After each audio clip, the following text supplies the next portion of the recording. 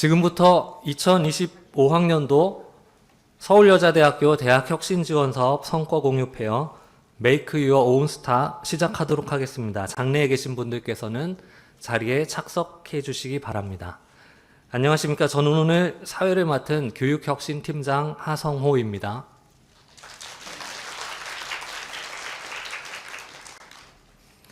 오늘 행사에 관심을 갖고 참석해 주신 교수님들, 직원 선생님들, 학생 여러분, 그리고 외부에서 오신 많은 분들 모두 감사드립니다. 대학혁신지원사업은 학령 인구 감소의 위기 심화와 제4차 산업혁명 등 미래 사회 변화 요구에 탄력적으로 대응하기 위해 대학이 스스로 혁신하며 교육 역량을 키울 수 있도록 지원하는 사업입니다. 우리 대학은 2019년 1주기를 시작으로 2022년부터 2024년까지 2주기 사업을 거쳐 올해 2025년부터는 3주기 대학혁신지원 사업에도 선정되어 다양한 교육과정 및 프로그램을 지원하고 있습니다. 오늘 이 자리는 대학혁신지원 사업을 통해 그동안 각 부서와 학과에서 수행해온 다양한 사업의 운영 현황과 성과를 교내 구성원들에게 소개하고 우수 사례를 공유, 확산하기 위하여 마련한 자리입니다. 그러면 본격적으로 Make Your Own Star 행사를 시작하겠습니다. 배선영 단장님께서 함께해요 대학혁신지원사업이라는 주제로 발표를 해주시겠습니다. 참석해 주신 여러분 모두 박수로 행사 시작을 축하해 주시기 바랍니다. 저희 지금 운영팀께서 이걸 또 이런 방법으로 진행을 해달라고 하셔서요. 자, 함께 진행하는 시간이고요. 제가 설명하는 게 아니라 퀴즈를 통해서 알아보는 시간입니다. 여기 지금 QR이랑 아니면 멘티미터를 사용하는 학생들은 이 번호에 들어가시면 이제 제가 퀴즈를 낼 준비가 되어 있으니 이 QR로 들어가 주시기 바랍니다. 아까 살짝 말씀 안 드렸는데 50명까지 들어갈 수 있고요. 그중에 15명에게 스타벅스 쿠폰이 진행되기 때문에 빨리 들어가셔야 됩니다. 50명입니다. 제가 이렇게 진행을 하게 될 줄은 몰랐습니다. 네. 지금 다 들어가셨을까요? 레디가 됐나요? 레디? 저희 우리 학생도 와 있네요. 네. 그럼 시작할까요? 괜찮습니까? 시작할까요? 네. 힘찬. 넘어가겠습니다. 자, 지금부터 그럼 퀴즈를 시작하겠습니다. 참여해 주시기 바랍니다. 네. 그 답을 할 때는 시간이, 53명의 플레이어들이 레디되어 있다고 하니까요. 다음 스타트 퀴즈 하겠습니다. 앞으로 가셔야 된다는데요. 네. 기다려야 될까요? 스타트 퀴즈. 네.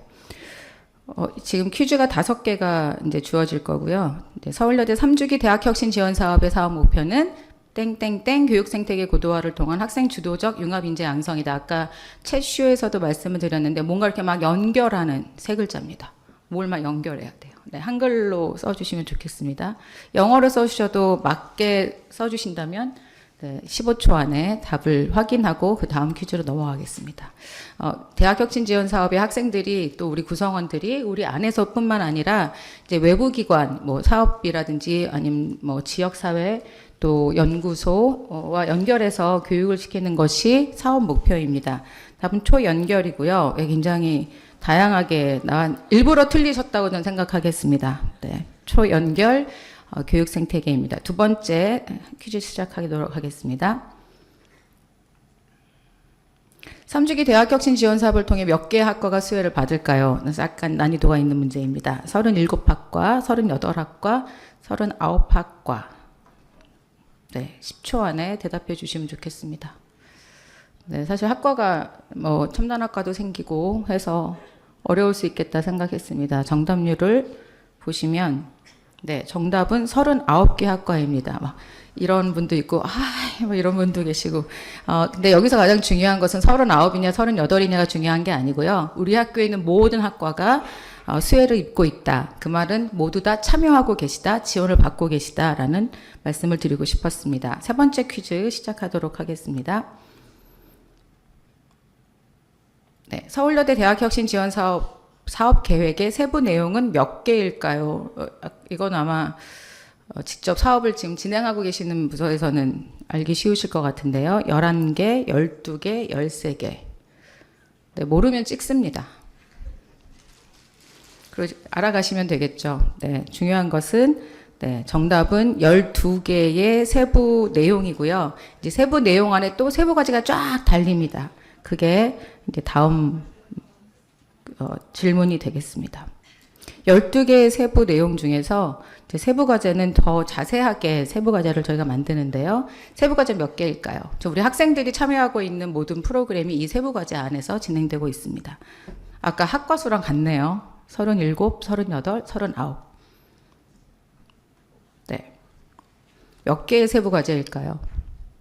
네, 다 했다고 합니다. 네, 39개라고 해주셨지만 37개가 많습니다. 네, 희비가 약간 교차가 되는 그런 느낌입니다. 주로 이쪽이 좀 밝고요. 이쪽이 좀 어둡습니다. 지금 반응이. 보시는 것처럼 12개의 세부 내용에 37개의 세부 과제인데 그건 조금 자세하게 뒤에 한번 보여드리는 걸로 하고요. 마지막 퀴즈입니다. 3주기 대학혁신 지원 사업부터 새롭게 시작하는 사업 영역은 무엇일까요? 점점 난이도가 더 깊어지는 것 같은데 연구혁신, 산학혁신, 취업혁신입니다. 지금 우리가 얘기하는 건 교육혁신이었잖아요. 그럼 교육혁신 말고 이번 3주기에 저희가 특별하게 넣은 혁신이 있습니다. 그 혁신을 맞춰주시는 거고요. 네. 오, 연구혁신. 그리고 가장 정답률이 높았네요. 네, 연구혁신을 이번에 새로 넣어서 연구만이 따로 되는 게 아니라 연구가 교육에 영향을 주고 교육이 다시 연구에 영향을 주는 그런 방향성을 잡아보았습니다. 오, 네. 지금 통계가 이렇게 랭킹이 이렇게 되었네요.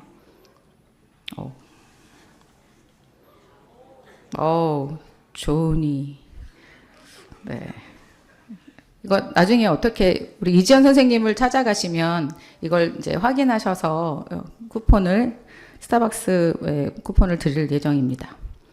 퀴즈에 참여해주신 여러분 감사합니다. 네, 많이 혹시 모두 맞추신 분 있으실까요? 아까 조니? 나타내고 싶지 않을까? 네, 조니셔요? 네, 전이 아니셔요? 네, 감사합니다. 조니는 보호해 드리는 걸로 하고 우리 선생님 맞춰주셔서 5개를 사실 다 맞추는 건 좀 난이도가 있었는데 저희가 15 아마 이렇게 랭킹으로 해서 15분께 드리도록 하겠습니다. 이 그림은 사실 보시는 분도 있을 거고 아마 학생들은 잘 못 봤을 텐데 아까 말씀드린 것처럼 사업 목표가 초연결 교육 생태계 고도화를 통한 학생 주도적 융합 인재 양성. 사실은 학생들이 마음껏 공부할 수 있고 마음껏 트라이할 수 있게 만들자라는 게 이번 3주기의 목표이고요. 추진 방향, 추진 전략에 이제 스타라는 게 나옵니다. 제가 말씀드렸을 때는 그냥 반짝반짝 스타였지만 사실 하나하나의 의도가 있고 또 3개의 분야가 교육, 연구, 기타 혁신에서 연구 혁신이 이번 3주기에 새로 들어왔습니다. 12개의 세부 내용의 37개 세부 과제는 뭐 지금 다 설명드리는 건 어렵지만 중요한 것은 이제 전공자율 선택지 학생들에게 맞춤으로 전체 재학생들에게는 이제 대상에게는 AI와 데이터 기반으로 학생들을 지원하겠다라는 거, 융합교육 체계, 또 교수학습 혁신을 위해서 AI 트랜스포 고도화를 한다는 등의 내용을 담고 있습니다. 그러니까 이거를 모른다 하시더라도 지금 좀 작게 나와 있지만 이 오른쪽에 있는 게 37개의 세부 과제입니다. 학생들이 엘리베이터나 또 교수님들이 이메일로 받으시는 공문들이 이 세부 과제에서 각 부서에서 이런 프로그램을 이 목적에 맞게 진행하겠다고 기한 주시고 계획 주시면 그걸 이제 실행을 해서 여러분들이 포스터로도 보고 마일리지도 받고 또 학점도 받고 필드 트립도 가고 또 비교과 시험도 하고 하는 그런 프로그램을 하게 됩니다. 그래서 여러분들이 그렇게 하고 있는 중에 조금 더 우리 학교의 미래 혁신 또 우리 학교의 교육의 미래 혁신은 이런 걸 하면 좋겠다 하시면 여기에 함께 그려보아요 해서 제가 넘겼네요. 지금 멘티미터에 뭔가 이렇게 단어를 쓰실 수 있게 되어 있습니다. 아까 지금 모바일 쿠폰 다 끝났다고 너무 좀 참여가 없으신데요. 지금 그렇게 써주시면 여기에 이렇게 파파파방 뜨게 되어 있거든요. 그래서 한 2-3개의 파파파방 뜨는 걸 보면서 제가 대학 혁신 지원 사업 설명을 지금 마치려고 합니다. 지금 파파파방 뜨고 있나요? 넘겨야 되나요? 네. 네. 네. 왜 산학은 제가 누군가를 특정하게 되죠? 네, 산학혁신을 해달라는 말씀을 쓰신 것 같고, 네, 지속가능 혁신선도, 지역사회의 공존, AI 융합, 자동화, 네, SI 교육, 네, 또 이렇게 지금 사회혁신 사실은 지금 우리 학교가 하고 있고 또 하려고 하는 그런 방향성에 조금 더 학생과 학교가 함께 만들어 나가면 좋겠다 등의 지금 이런 의견들을 주고 계십니다. 그러니까 물론 제가 계속 아마 멘티민턴을 열어놓을 텐데 여기 지금 참여하고 계신 분들이 들으시면서 내 의견이 좀 반영되면 좋겠다 하시면 요 함께 그려보아요 에 말씀을 주시고 아니면 저 아이디어 월이 있어서 거기에 포스트잇이나 표시해 주시면 저희가 그 의견을 다 모아 함께 만들어가는 3주기 대학혁신 지원 사업 또 대학 우리 서울여대의 교육혁신이 되도록 노력하겠습니다. 네, 이상으로 초연결 교육 생태계 고도화를 통한 학생 주도적 융합 인재 양성의 사업 목표를 통해서 이것을 이루려면 보시는 것처럼 의견 주신 것처럼 우리 구성원 모두의 노력이 필요합니다. 관심과 많은 참여 부탁드립니다. 감사합니다. 퀴즈 진행해 주신 단장님 감사드립니다. 우리 학교 3주기 대학 혁신 지원 사업이 어떻게 진행될지 대충 아시겠죠? 그럼 이제 혁신 사업의 성과에 대한 우수 사례 발표를 듣도록 하겠습니다. 저희가 신속한 진행을 위해 시간 관계상 질의응답은 생략할 예정이니 많은 양해를 부탁드립니다. 첫 번째 우수 혁신 사례는 서울여대 학생들의 AI 활용 능력 현황 및 능력 제고를 위한 학습 지원입니다. 발표는 교수학습센터 김은영 교수님께서 맡아주시겠습니다. 교수학습센터에서 학습 지원을 맡고 있는 김은영 교수입니다.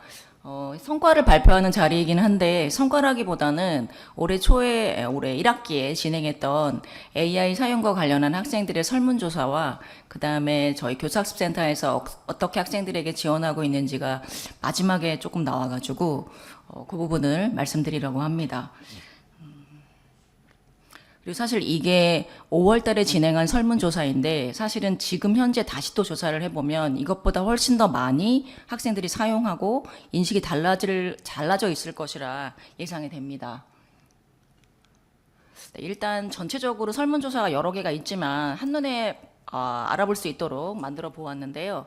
일단 1학기 때 했을 때도 99% 이상의 학생들이 생성형 AI에 대한 사용 경험이 있습니다. 그리고 매일 사용한다와 주 3회 이상 사용한다를 합치면 60% 이상의 학생들이 사용을 하고 있습니다. 그리고 여러 가지 조사를 했을 때 편의성이라든가 필요하다든가 앞으로 사용하겠다 이런 의도들은 5점 만점에 4점이 다 넘은 것으로 나와 있고요. 그런데 그중에서 가장 좀 걱정되는 부분은 답변이 신뢰롭지 않다. 이 부분에 대해서는 낮은 점수를 체크하였습니다. 구체적으로 한번 살펴보도록 하겠습니다.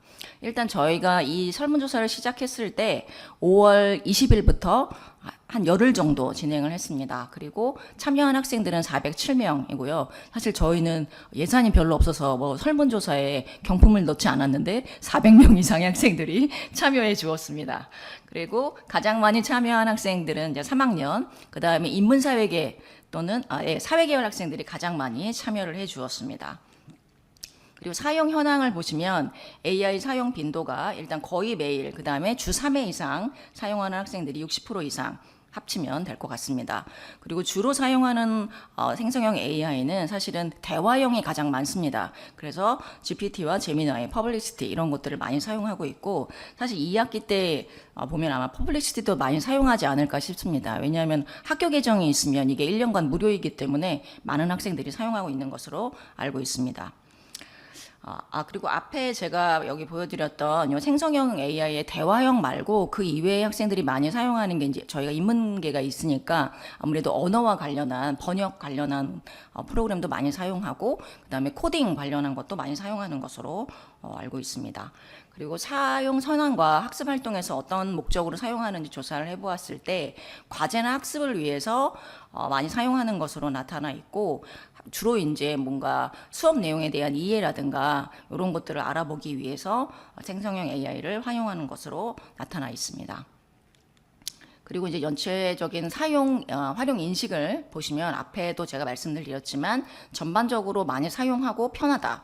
그리고 유용하다. 하지만 이 정보가 신뢰롭진 않은 것 같다. 이런 얘기들을 많이 하고 있어서 학생들이 그 부분에 대해서는 충분히 인식하고 있다고 생각이 듭니다.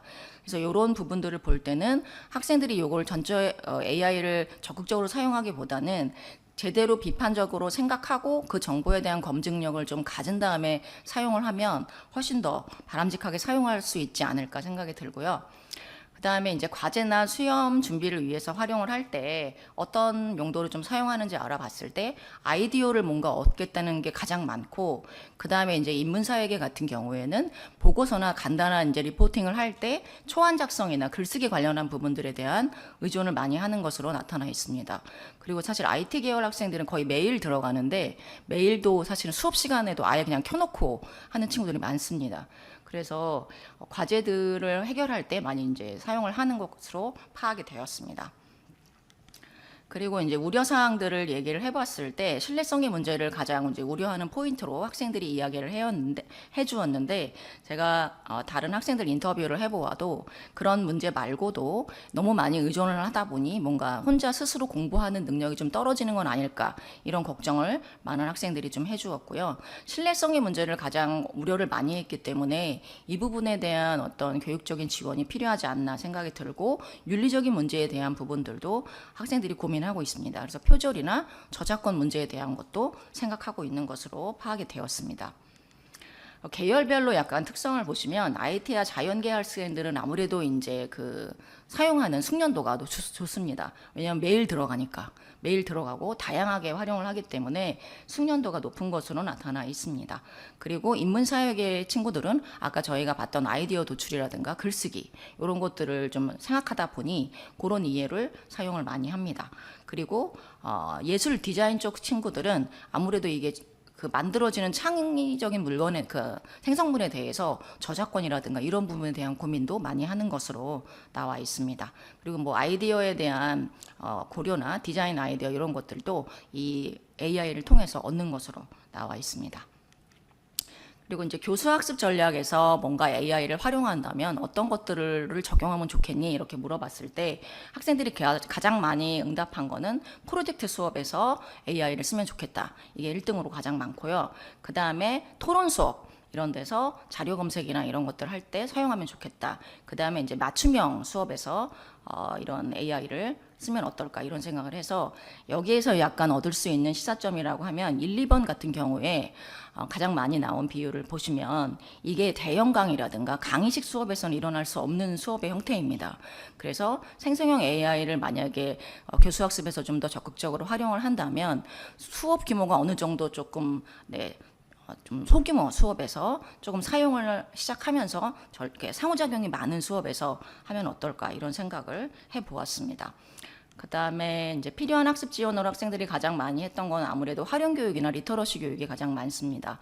그리고 또 뭔가 이게 전공이라든가 계열에 따라서 좀 차별화된 수업 전략이라든가 학습 전략이 있으면 어떨까 이런 의견이 많았고, 그 다음에 이제 뭐 AI를 썼는지 안 썼는지 이런 걸 탐지하는 프로그램이라든가 표절 프로그램 같은 것들을 요구하고 있었습니다.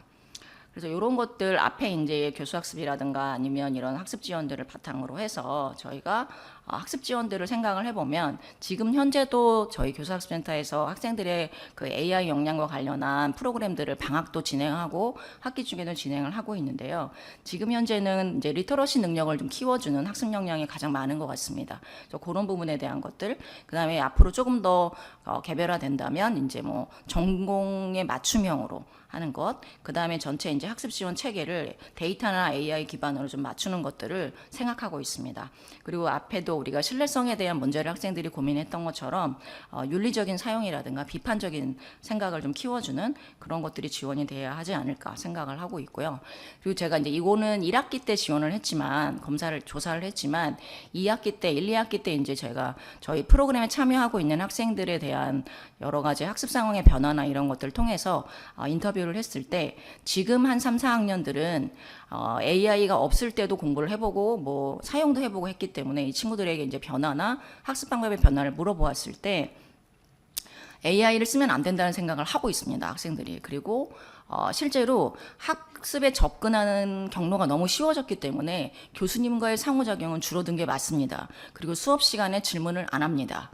왜냐하면 질문하지 않아도 내가 질문할 수 있는 이 서비스가 있기 때문에. 그래서 그러면 훨씬 더 많이 공부할 수 있지 않니? 이렇게 물어봤을 때 학생들은 그건 아니라는, 그래서 많이 쉽게 공부할 수 있지만 쉽게 공부하기보단 그때그때 뭔가 이해를 해결하고 이렇게 접근하는 것 같은데 학생들이 그래서 뭐라고 그러냐면 기억에 오래 남는 공부는 아닙니다. 이렇게 얘기를 해서 기억에 오래 남는 공부를 하려면 어느 정도 본인이 공부를 해야 합니다. 그래서 저는 사실 학교에서 이렇게 AI를 막 쓰라고 한다기보다는 바르게 사용하는 정책을 좀 펴서 학생들이 실제 공부한 내용이 머리에 많이 남게 하는 공부를 하고 또 이제 프로그램을 지원하는 것도 병행해야 하지 않나 이런 생각을 하고 있고 학생들도 생각하고 있습니다. 그래서 이런 부분에서는 굉장히 좀 건강하게 학생들이 공부하고 있다 이런 생각이 들고 그래서 제가 질문했던 것 중에 그럼 이제 종이가 없어지지 않겠니? 너희 수업 시간에도 노트북이나 다 패드 들고 오잖아 이랬는데 학생들이 실제 공부를 할 때는 종이에 정리한다는 친구가 많았습니다. 왜냐하면 본인이 노력을 해야 기억에 많이 남기 때문에 문제 풀어보고 그래서 그런 것들을 생각을 하면 실제 본인의 노력과 에너지가 들어가야 공부가 된다는 생각은 하고 있는 것입니다. 그래서 학생들에게 지원을 할 때 이런 바른 사용과 학습에 대한 역량을 키워주는 사업을 지속적으로 지원할 예정입니다. 이상입니다. 네, 감사합니다. 우리 학교도 지금 교육, 연구, 행정 전 분야에 AX를 추진하고 있는 것으로 알고 있는데 잘 준비해서 시대를 혁신하는 대학이 되기를 기대해 봅니다. 그리고 교수학습센터에서는 수업을 위한 AI 윤리 가이드를 또 마련을 해놨습니다.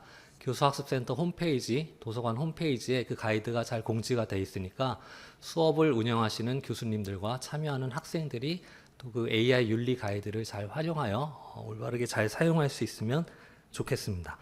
그리고 이 앞에 발표되는 자료는 저기 입구에 있는 자료집 QR을 찍으시면 다 있습니다. 그래서 혹시 필요한 자료들 사진 찍으시지 않아도 되고요. QR 찍어서 자료집 다운받아서 확인하시면 될 것 같습니다. 네, 두 번째로 자유전공 신입생 지원 체계와 발전 계획에 대해 신입생 역량 강화 센터의 서송석 센터장님께서 발표해 주시겠습니다. 네, 안녕하세요. 신입생 역량강화센터 동문전공 서송석입니다.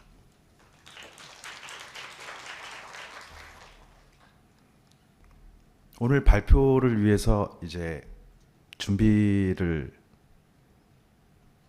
해보았는데요. 성과를 이야기를 하는 아주 뜻깊은 자리이긴 하지만 내년엔 또 어떡하지? 이 생각이 또 들더라고요.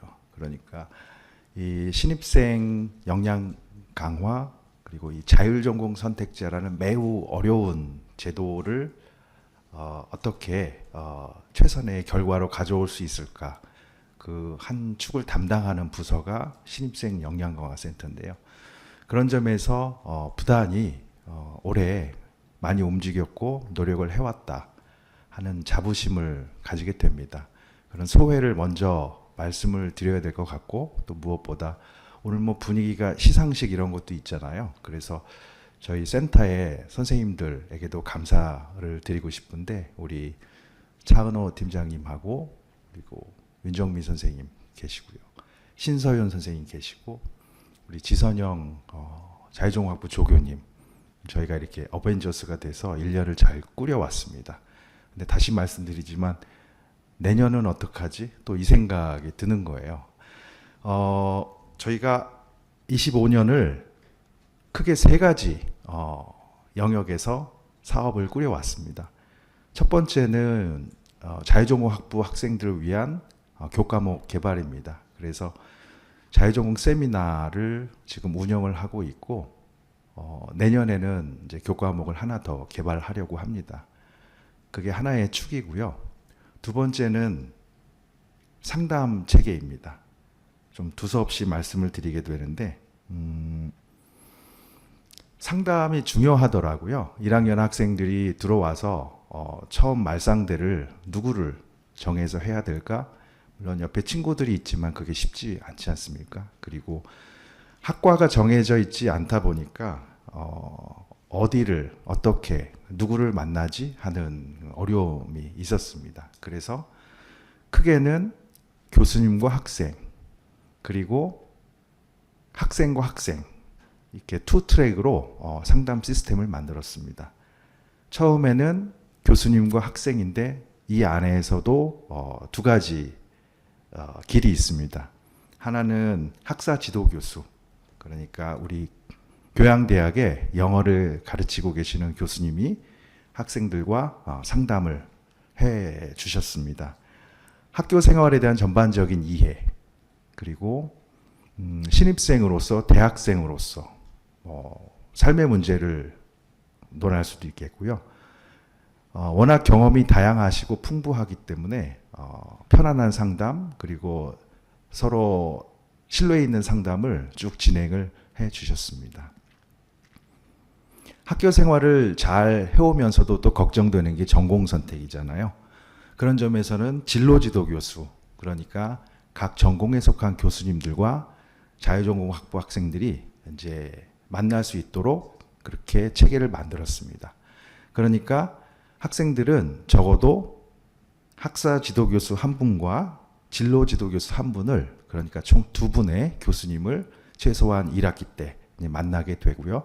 이것이 이제 교과목에서 학점 인정 요건으로 포함을 해서 어떻게 보면 좀 강제성이 없지 않습니다만 그렇게 해서 만나도록 했습니다. 두 번째 축은 선배들, 동기들 간의 만남입니다. 자연스럽게 서로 만나고 인사하고 그럴 수도 있겠는데, 저희가 이제 학생들이 만날 수 있도록 우선은 선배와의 만남도 중요할 것 같습니다. 해당 전공, 내가 관심 있는 전공에서 이미 공부하고 있는, 몸담고 있는 선배님들과 또 소통하면서 전공에 대한 지식도 얻고요. 무엇보다도 이 친밀관계 형성이라는 게 또 있잖아요. 교수님들도 그렇지만 더 의지하고 싶고 편안하게 만날 수 있는 선후배 멘토링을 운영을 해왔습니다.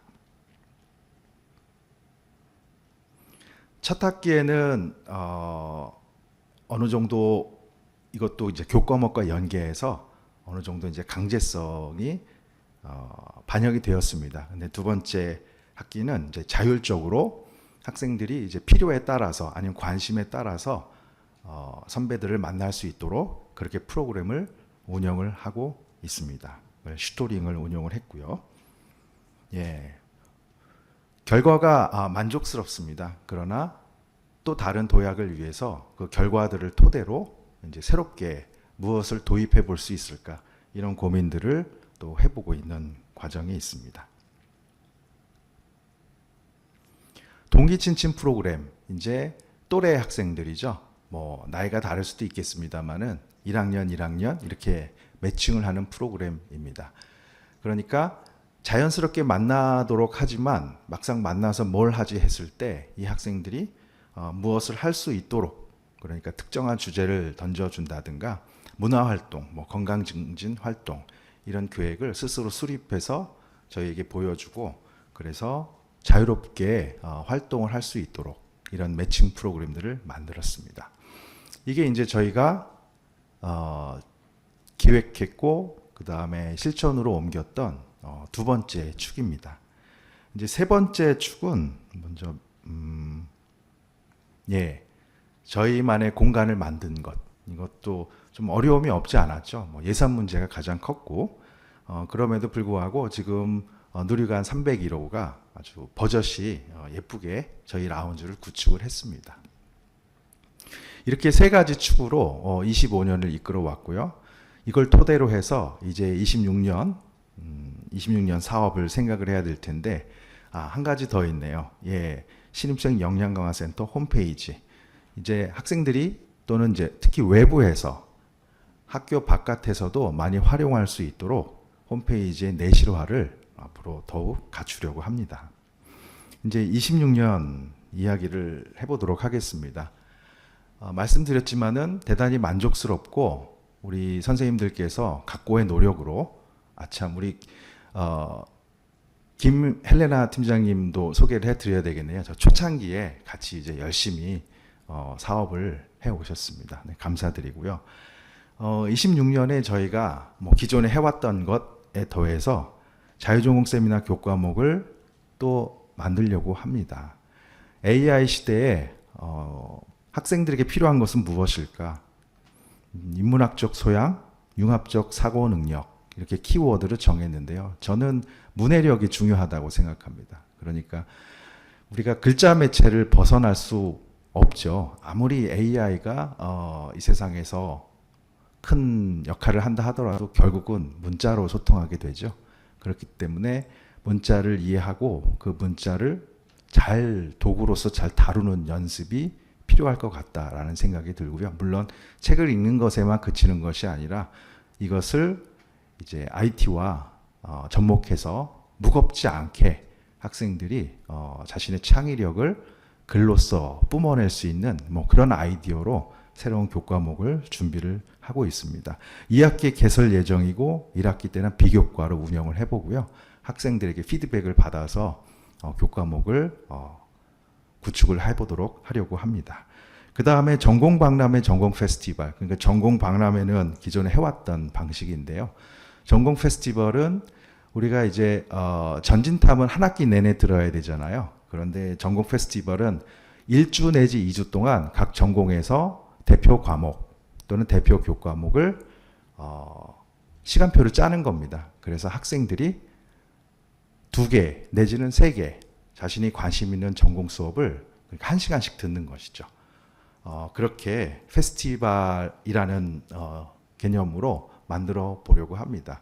취지는 뭐 이해하시겠지만 학생들이 전공 선택이라는 일종의 난관이죠. 전공을 정하지 않고 들어왔을 때 어떤 어색함, 심지어 공포심도 있더라고요. 그 공포심을 줄이고 자신의 적성에 맞는 전공을 찾아갈 수 있도록 저희 신입생 역량강화 센터에서는 다양한 프로그램들을 오늘 소개해드리지 못한 비교과 프로그램도 준비를 하고 있습니다. 이런 것들을 잘 운영하기 위해서는 뭐 학교 우리 교수님들이나 무엇보다 또 여기 계신 학생들도 저희 센터에서 여러 가지 사업들을 이제 포스터나 홈페이지를 통해서 게시하고 홍보를 할 텐데요. 적극적으로 참여해 주셔서 그것들이 여러분들에게도 도움이 되고 또 시너지가 서로에게 나타나는 그런 또 한 해를 맞이했으면 좋겠습니다. 예, 발표를 마치겠습니다. 네, 자유전공 신입생의 전공진로 탐색을 위해 많이 노력해 주신 센터장님과 어벤져스 팀원님들께 깊은 감사를 드립니다. 다음은 SI교육센터의 소셜 임팩트 스쿨이라는 프로그램을 통해 우수 사례를 발굴한 김서영 학생이 나와서 본인이 경험한 사례에 대해 발표해 주시겠습니다. 안녕하십니까. 미래 세대를 위한 자원순환 교육 콘텐츠를 개발하며 SI 교육을 확장하는 경영학과 김서영입니다.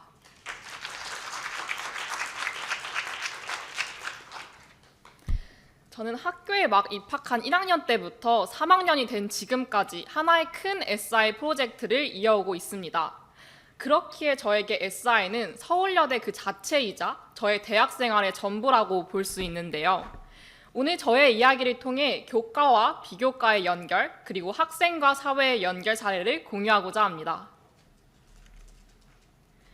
이 긴 여정은 24년도 1학기 포스코와 함께한 소셜 이노베이션 방법론 교과에서 시작되었습니다. 앞으로 일어날 일들은 모른 채 대학 왔는데 팀플 한번 해봐야지 하고 신청했던 기억이 납니다. 이때 처음 자원순환이라는 주제를 접하고 미래 세대가 이를 배울 수 있는 교육 모델을 만들었습니다. 큰 틀을 정하고는 비교과 소셜 임팩트 스쿨을 통해 구체적인 교육 컨텐츠를 개발하며 그 속을 채워갔습니다. 후속 활동으로 실현 가능성을 확인하고 포스코와 월드비전의 교육 사업에 컨텐츠를 보급하며 확장했고 현재는 자원순환 교육 컨텐츠 전문기업 창업을 준비하고 있습니다. 그렇다면 저희는 왜 자원순환에 주목했을까요? 자원순환이 왜 필요할까요? 기후변화는 심각하며 자원은 고갈되고 있습니다. 이번에도 이미 자원의 수요가 지구의 자원 공급량을 초과하였습니다. 이에 국제사회는 물론 기업 또한 움직이고 있는데요. 그 구체적인 방법이 폐기물을 다시 자원으로 만들어 쓰는 자원순환입니다. 하지만 그 누구보다 자원순환을 알아야 할 미래 세대에게는 낯선 말이었습니다. 자원순환을 주제로 한 환경교육은 매우 적었고 이 단어를 들어보지 못한 학생이 과반을 넘었습니다. 환경교육 자체도 학생이 집중하기 어려운 이론 전달 위주였습니다. 그래서 저희는 주입식 교육에서 벗어나 학생들이 직접 참여하고 체험할 수 있는 환경 교육을 만들었습니다. 소극적 대응인 분리배출이 아닌 적극적 대응, 자원순환을 가르치며 쓰레기를 자원으로 인식하고 문제를 해결하는 것을 목표로 했습니다. 그렇게 온 오프라인을 융합한 공교육 기반의 자원순환 교육 모델을 고안했습니다. 학생들은 과학, 사회 등 교과목 내용과 연결지어 순환 자원을 배웁니다. 이후 포스코 철강 슬래그라는 구체적인 자원을 활용한 감자 키우기 키트와 온라인 게임으로 순환 자원을 오감으로 느끼고 복습할 수 있습니다. 일반 교과와 환경 교육, 온라인과 오프라인을 연결하며 교육의 지속성이 향상됩니다. 이 모델을 가지고 포스코 ESG 레벨업 그라운드에서 우수상을 수상하며 그 잠재력을 인정받았습니다. 체계적인 교육을 위해서는 전체적인 틀뿐만 아니라 그 속의 컨텐츠도 중요했습니다. 앞서 육상 생태계와 관련된 철강 슬래그를 다뤘다면 이번에는 해양 생태계에 주목했습니다. 대표적인 해양 폐기물인 폐어망에 집중한 것입니다. 따라서 폐어망의 배출부터 시작해 수거하여 원료가 되고 다시 제품이 되는 이 전 과정을 직접 글로 쓰고 그렸습니다. 이 스토리북에는 해안가에서 찍은 실제 폐어망 사진과 기사를 보는 QR을 삽입하여 현실감 있는 정보를 전달하고자 했습니다. 스토리북을 중심으로 한 수업입니다. 스토리북 읽기를 시작으로 폐어망 공정 중 전처리 단계를 직접 실험하고 업사이클링 제품을 구상해보는 흐름입니다. 학생들이 폐어망이라는 자원을 지속가능 발전 교육 프레임워크에 맞추어 다각적으로 접근하도록 구성했습니다. 그렇게 나온 결과물입니다. 스토리북과 각종 실험 영상과 자료를 볼 수 있는 아카이빙 홈페이지입니다. 실험 내용도 직접 구상하여 키트로 만들었습니다. 교육 컨텐츠는 결국 교사가 사용하기 편해야 한다고 보았습니다. 이에 학생 수준과 상황에 따라 유연하게 활용하도록 10종의 학습지를 개발했습니다. 또 여러 컨텐츠가 시너지가 나게 수차례의 수정을 거친 지도안까지 완성했습니다. 다음 단계로 이렇게 소중히 품고 있던 컨텐츠를 세상 밖으로 꺼내봤습니다. 2월 노원구의 서울시립과학관에서 첫 시범교육을 진행하였습니다. 이때 학생과 학부모에게 들은 이거 재밌네요, 신기하네요 라는 말은 저의 의심을 확신으로 바꾸었습니다. 이후 5월 규모를 확대하여 과학의 날 행사에 참여하였습니다. 노원구를 넘어 폐어망의 발생지로 향했습니다. 포스코 그룹에서 포항, 광양 학생 10,000명이 참여하는 상상 이상 사이언스 스쿨에 저희의 컨텐츠를 채택했습니다. 저희의 컨텐츠가 학생 결과물 이상으로 실제 시장의 니즈와 부합함을 확인한 순간입니다. 이제는 전국을 바라보고 있습니다. 이번 연도 6월 월드비전의 교육사업 세계시민학교에 채택되었습니다. 그들의 목표와 저희의 목표가 부합하였고 지금껏 650만 명의 참여자를 갖고 있는 만큼 확실한 확산의 기회로 보았습니다. 진앙 컨텐츠를 고도화한 폐어망과 자원순환 컨텐츠 보급을 확정했습니다. 초등학교에서 사용하는 만큼 학습자 특성을 고려해 스토리북을 애니메이션으로 학습지 내용을 게임으로 풀어냈습니다. 프로젝트 처음 공교육 기반의 교육 모델을 제시한 것 기억하시나요? 마침내 월드비전을 통해 공교육 보급을 이뤄내며 지속적인 자원순환 교육에 한 발짝 다가갔습니다. 그러나 이 비교과 프로그램도 끝나면 그때는 어떡하지? 하는 문제가 있었습니다. 이때 또 한 번의 기회가 왔습니다.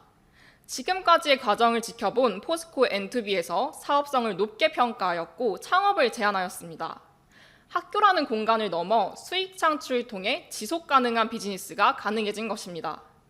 현재는 폐어망을 중심으로 한 제품을 우선 제작하여 자원순환 교육 콘텐츠 전문기업 오미자 창업을 준비하고 있습니다. 하나의 주제로 2년을 달려오는 건 결코 쉽지 않았습니다.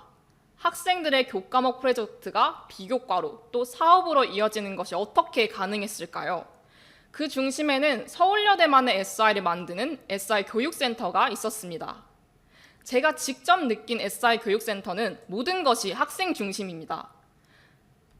학생이 프로그램 기획부터 운영까지 전 과정에 참여하고 학생, 교수님, 교직원 선생님, 3자의 유기적인 소통이 이를 뒷받침합니다. 학생들의 의견을 듣고 수업 방법이나 시간, 순서를 완전히 바꾸는 일이 자연스럽게 일어납니다. 집중적인 실행이 필요할 때에는 너나 할 것 없이 머리를 맞대어 고민하고 함께 수행합니다. 이렇게 나온 결과물을 인증제, 마이크로 전공 등으로 시스템화하며 장기적으로 이어지게 합니다. 이러한 SI센터를 중심으로 서울여대의 각 주체는 다음과 같이 움직입니다. 먼저 서울여대는 여러 민간학 기관과 협력체계를 만들고 이를 SI 프로그램에 접목시킵니다. 특히 프로그램을 운영하기 위한 최소한의 지원이 아닌 최선의 지원을 합니다. 이러한 튼튼한 행정적, 재정적 지원 위에 SI가 뿌리내리게 됩니다.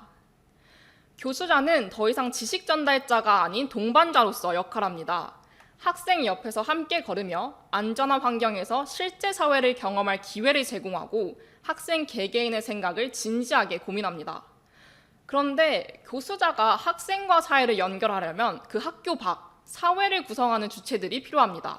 바로 기업과 공공기관, NGO입니다. 그들은 현장의 언어, 현장 그 자체를 공유하며 학생들의 동료가 됩니다.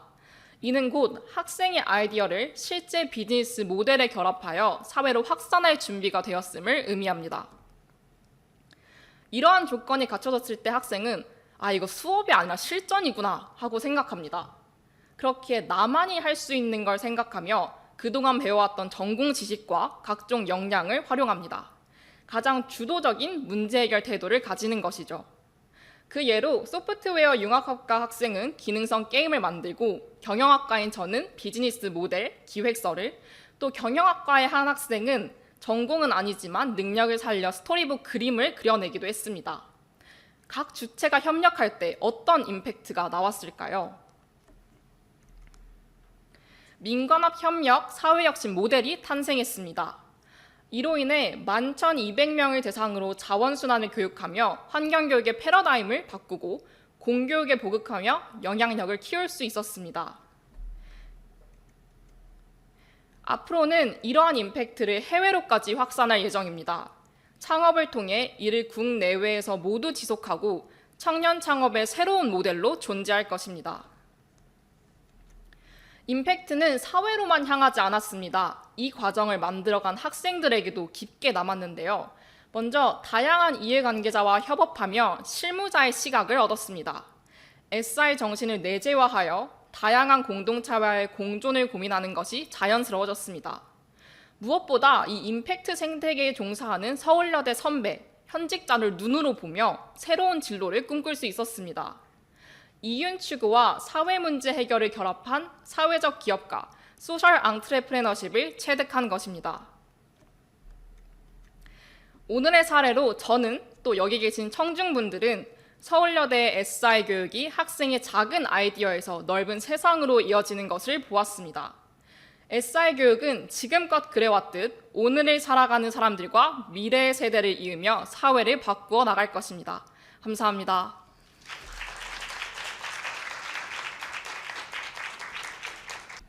네, 저기 대학 와서 팀플 한번 해보려고 하다 2년에 걸쳐 힘들게 팀플을 통해 아주 임팩트 있는 성과를 발표해 주신 김서영 학생 발표 감사드립니다. 그리고 김서영 학생이 이렇게 임팩트 있는 활동을 할 수 있도록 지원해 주신 삼위일체 SI 교육센터 관계자분들께도 깊은 감사의 인사를 드립니다. 네, 이어서 SI 어워드 대상을 수상한 EMO 팀의 발표를 듣도록 하겠습니다. 발표자 오지은 학생께서는 무대 위로 올라와 주시기 바랍니다. 안녕하세요. 경계선 아이들에게 관계를 만들어주는 페이셜 관계 형성 게임 헤이치즈를 개발한 이모팀입니다. 저희 팀은 총 4명의 개발자로 구성되어 있고 아래와 같이 역할을 분담하였습니다. 헤이치즈는 경계선 지능 아동에 초점을 맞추고 있습니다. 경계선 지능은 지적 장애는 아니지만 인지와 감정 조절에 어려움이 있는 상태입니다. 우리나라 국민 7명 중 1명이 이에 해당하고 서울특별시 교육청 자료에 따르면 경계선 지능 아동 수는 불과 4년 만에 약 7.7배나 증가했습니다. 경계선 지능 아동이 겪고 있는 문제는 다음과 같습니다. 첫 번째, 코로나로 만남과 소통의 기회가 줄어들면서 사회성 발달과 또래 관계 형성이 어려워지고 있습니다. 두 번째, 이러한 결손이 누적될수록 아동과 또래의 격차는 더욱 벌어집니다. 세 번째, 이 아동들은 집중력과 이해력이 떨어지고 학습 동기도 쉽게 잃기에 게임과 같은 흥미 요소가 효과적인 학습 도구가 됩니다. 해당 페이지는 방금 설명드린 내용에 대한 근거 자료입니다. 따라서 특수학급에도 일반 학급에도 소속되지 못하고 경계에 서 있는 아동에게 관계를 만들어주는 게임이 필요합니다. 정리하자면 이 게임은 초등학생 경계선 지능 아동과 표정 감정을 잘 학습하지 못한 초등 저학년 아동을 대상으로 합니다. 본 프로젝트는 경계선 지능 아동의 정서적 스트레스를 완화시키고 자아 존중감과 사회성을 키우며 긍정적인 관계 경험과 자기 돌봄의 기회를 제공하는 것을 목표로 하고 있습니다. 게임의 플랫폼은 안드로이드이고 AR 카메라와 표정 인식 기술을 활용해 실시간 감정 반영 및 NPC 상호작용이 가능하도록 하였습니다. 이를 통해 플레이어가 유대감 형성 방법을 익히며 사회적 관계 경험을 체험하도록 하였습니다. 게임 캐릭터도 각각 정서 표현을 잘하는 다정한 친구와 플레이어를 대변하는 캐릭터로 나누어 느린 학습자 아동도 친구가 될 수 있다는 긍정적인 메시지를 전달합니다. 정보 구조도는 다음과 같습니다. 다음으로 저희 게임의 주요 기능을 소개해드리겠습니다. 전체 스토리는 총 4개 에피소드로 구성되어 있으며 친구 사귀기, 함께 놀기, 격려, 감사 나누기 등 사회성, 정서 발달 요소를 반영해 설계했습니다. 모든 에피소드에는 대화 선택지, 표정 인식, 사진 찍기, 자기 격려와 같은 공통 상호작용이 포함되어 있어 아동이 자연스럽게 감정을 인식하고 표현하며 회고하는 경험을 할 수 있도록 했습니다. 에피소드는 해금 방식으로 제공되어 아이들이 과도하게 몰입하지 않고 적절한 플레이 주기를 갖도록 유도합니다. 모든 선택지는 존중하는 반응으로 구성되어 있어 느린 학습자도 실수에 대한 부담 없이 의사소통에 자신감을 가질 수 있도록 도와줍니다. 저희는 구글 클라우드 비전 API로 아동의 표정을 실시간 인식하여 캐릭터가 반응하도록 구현했습니다. 이를 통해 아이는 감정을 인식, 표현하는 연습, 그리고 캐릭터의 반응을 통해 공감을 학습하게 됩니다. 치즈와 부계와 함께 사진을 찍는 기능이 있으며 이 사진은 이후 감정 보관함에 저장됩니다. 아이들은 이 기능을 통해 정서적 유대감을 느끼고 나중에 자신의 감정을 되돌아보는 회고 경험을 하게 됩니다. 각 에피소드 마지막에는 TTS로 수고했어, 정말 잘했어 같은 자기 격려 음성 피드백이 제공됩니다. 이를 통해 자기 돌봄과 긍정적 자기 인식이 강화됩니다.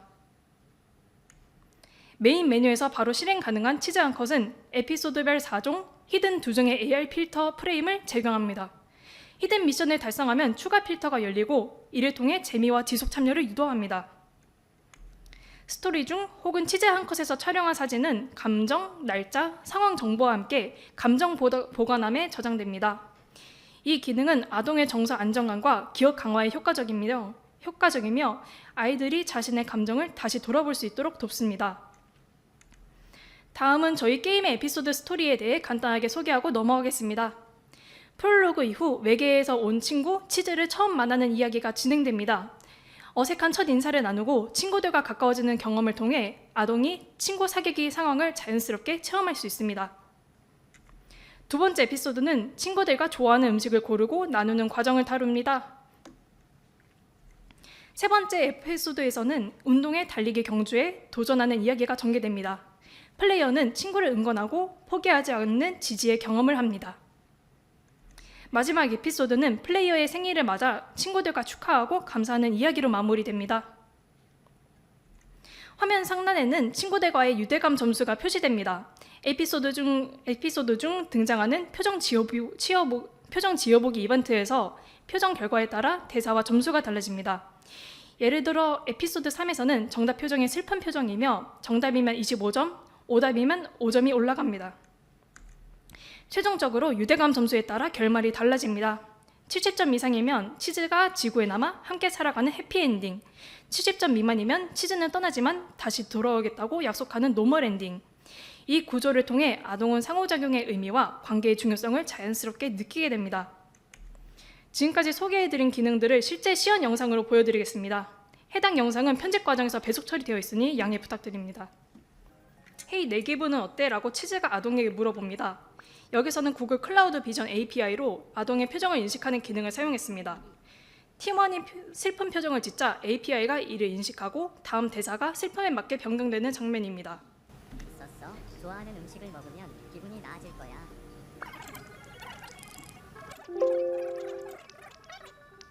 또 이렇게 치즈 부기와 함께 사진 찍기 기능도 있는데요. 이 사진들은 감정 보관함에 저장되고 서로 나누면 더 가까워지는 것 같아. 맞아. 오늘처럼 자주 같이 먹자. 마지막에 오늘 기분이 어때라는 질문에 선택한 감정과 사진을 함께 돌아볼 수 있게 해줍니다. 지다. 이번 주에는 내가 좋아하는 음식을 먹어보는 거 어때? 시연 영상은 여기까지 준비했습니다. 이어서 전문가 검증 결과로 넘어가겠습니다. 저희는 서울여대 예술심리치료학과 김태은 교수님으로부터 경계선 지능 아동을 위한 교육기획의 자문을 받았습니다. 자문 이후 게임 과몰입 방지를 위해 보호자 매뉴얼도 추가했습니다. 공릉 청소년 문화정보센터에서 3시간 동안 베타 테스트를 진행했습니다. 30명의 아동이 게임을 체험하며 느낀 점을 작성하고 스티커를 활용해 설문을 진행하였습니다. 그 결과 모든 문항에 대해 아동들은 매우 긍정적인 반응을 보였습니다. 또한 게임 대상인 저학년 아동들은 게임을 진심으로 즐기며 별도의 제한 없이도 계속해서 플레이하고자 하는 의지를 나타냈습니다. 결과적으로 긍정적인 반응을 얻은 요소들은 유지할 예정입니다.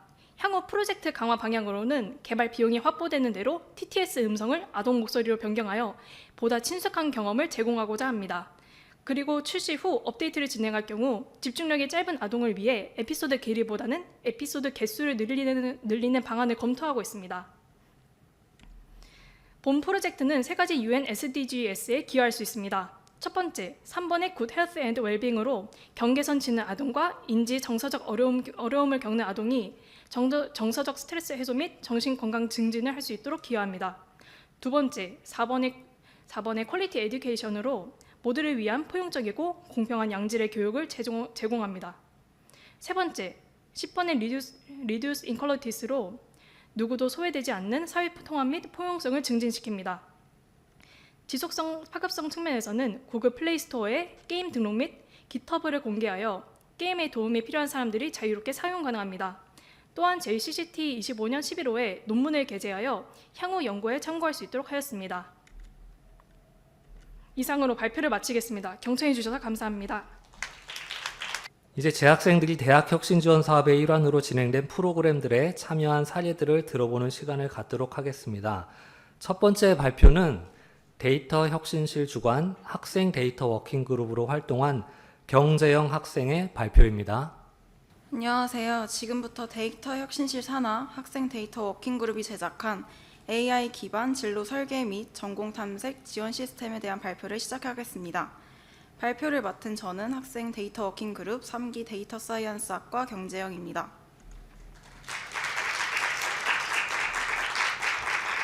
발표는 다음과 같은 순서로 진행하겠습니다.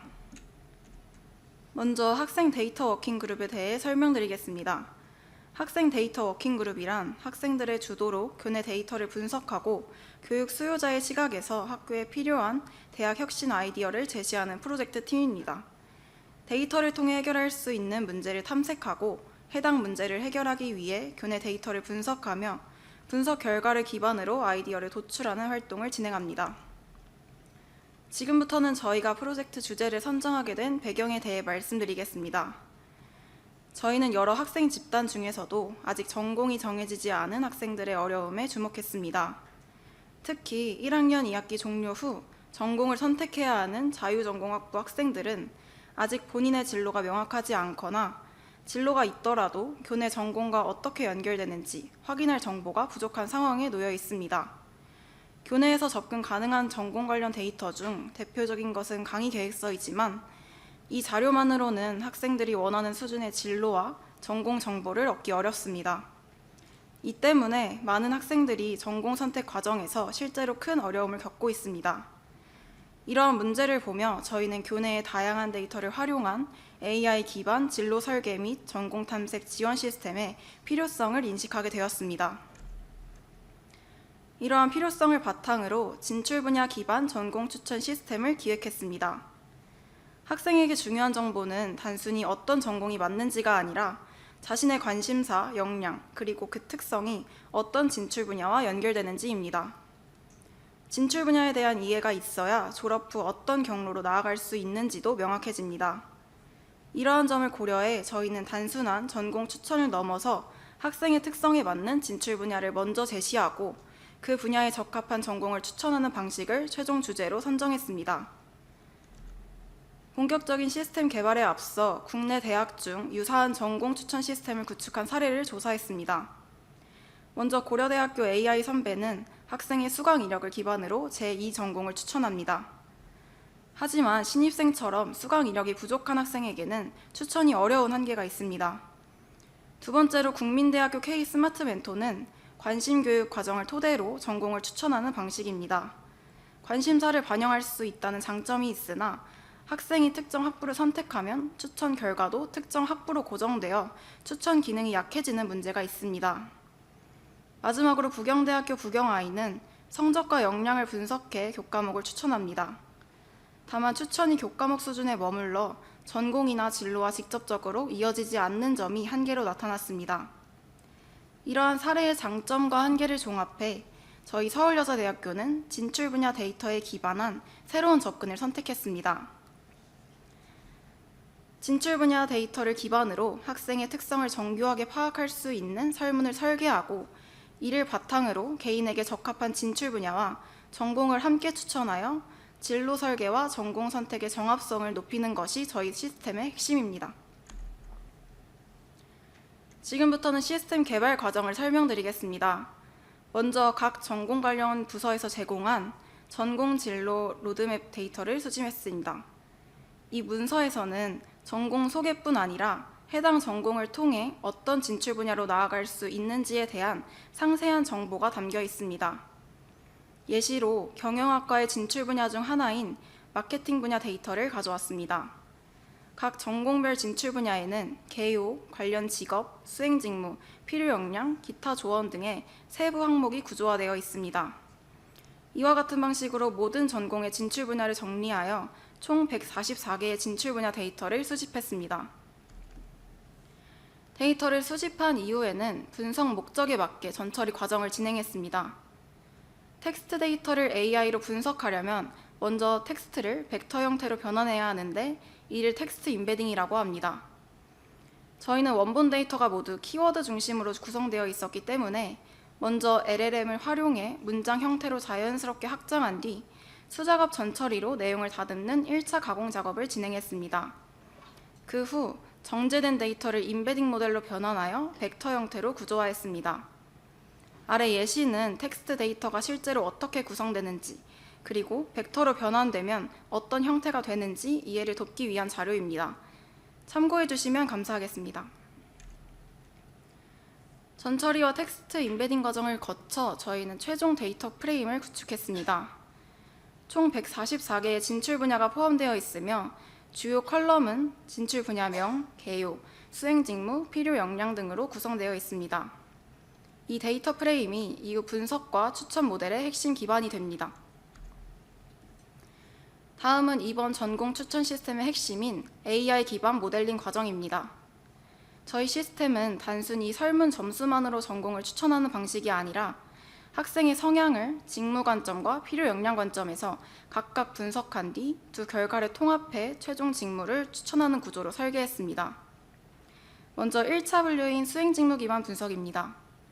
저희는 144개의 진출 분야 텍스트 데이터를 AI 모델로 분석해 의미적으로 비슷한 직무끼리 자동으로 군집화했습니다. 이때 사용한 모델은 버토픽으로 텍스트 간 의미적 거리를 계산해 자연스럽게 군집 구조를 형성해주는 모델입니다. 이 과정을 통해 144개의 직무가 총 10개의 군집으로 구조화됐습니다. 이후 각 군집에서 가장 대표성이 높은 단어들을 선별해 대표 키워드 20개를 추출했습니다.